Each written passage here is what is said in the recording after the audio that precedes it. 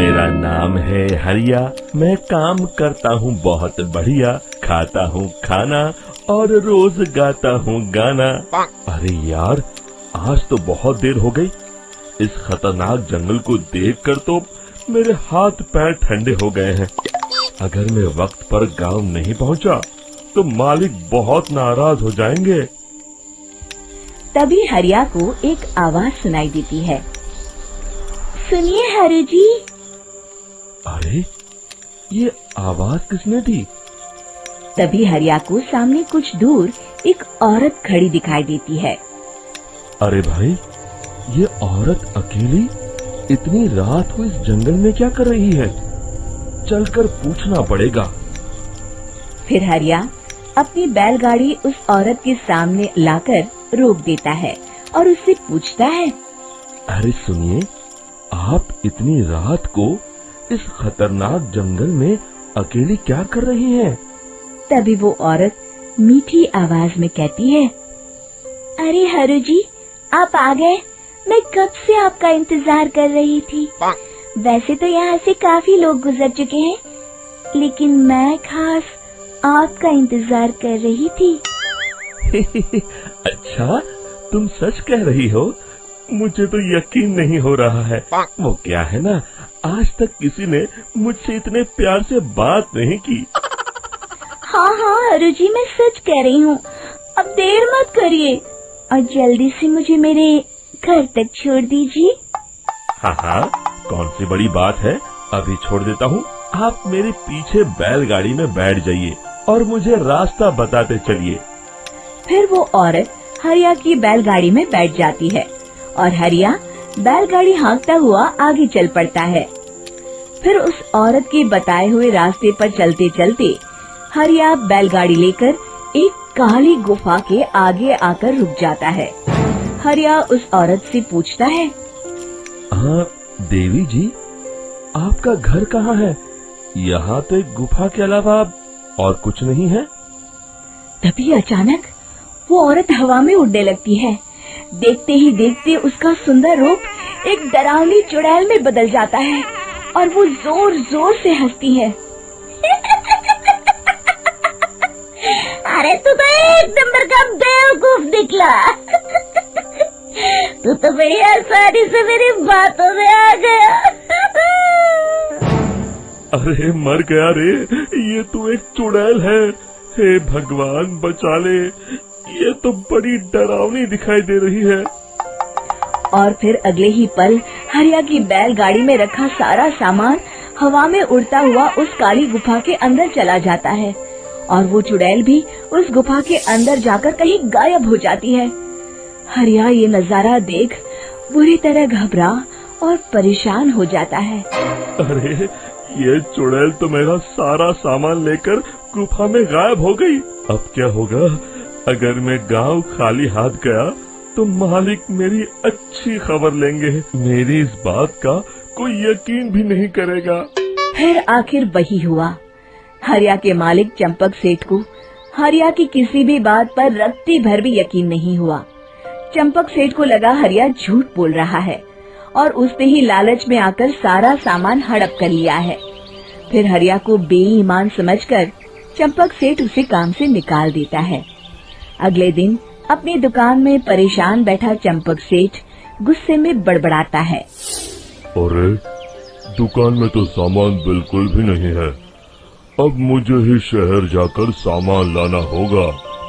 फिर वो अपनी बैलगाड़ी लेकर शहर चला जाता है। शहर से सामान लेकर जब चंपक सेठ वापस गांव लौट रहा होता है, तभी उसे एक आवाज सुनाई देती है।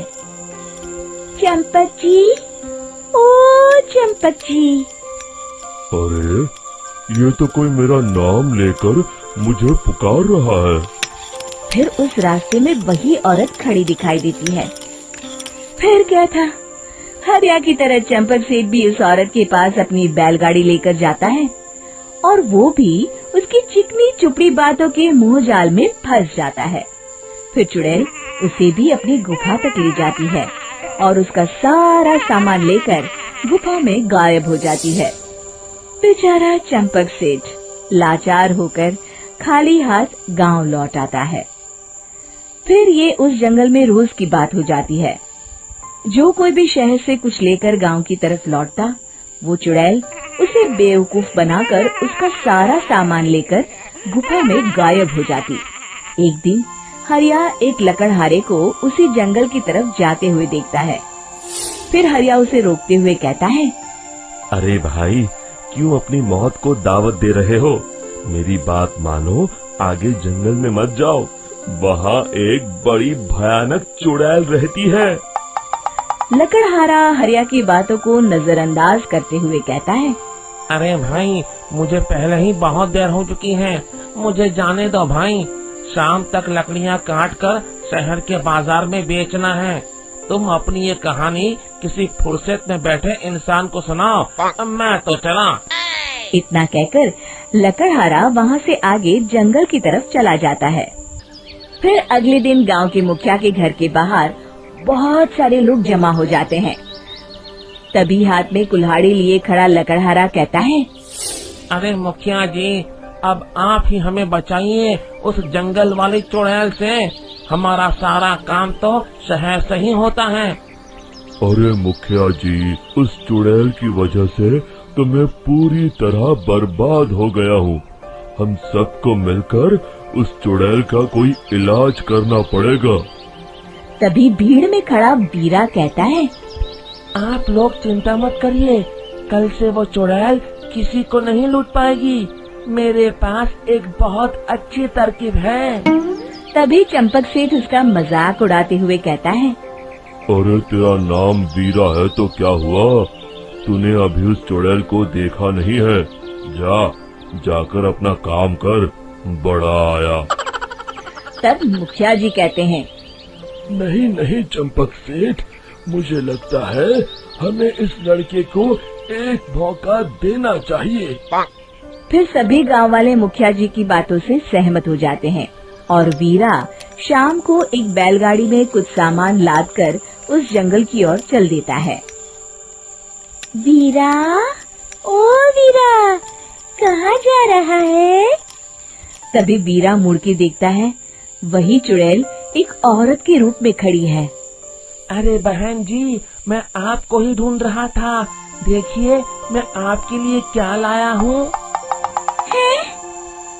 अरे वाह, तो खुद मेरे लिए इतना सामान लाया है।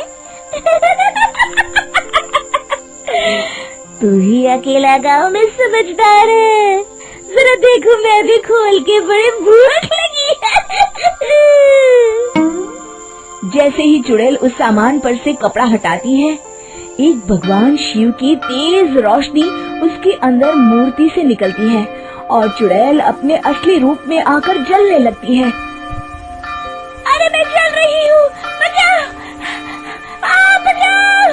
ओम नमः शिवाय, मर गई मैं! देखते ही देखते वो चुड़ैल राख के साथ उड़ जाती है और सभी गांव वाले भी वहां आ जाते हैं।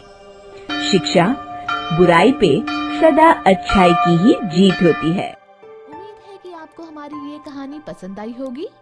कृपया हमारे चैनल को सब्सक्राइब करें और सभी अपडेट्स के लिए बेल आइकन जरूर क्लिक करें। और हाँ, वीडियो लाइक और शेयर करना मत भूलिएगा। Bye bye.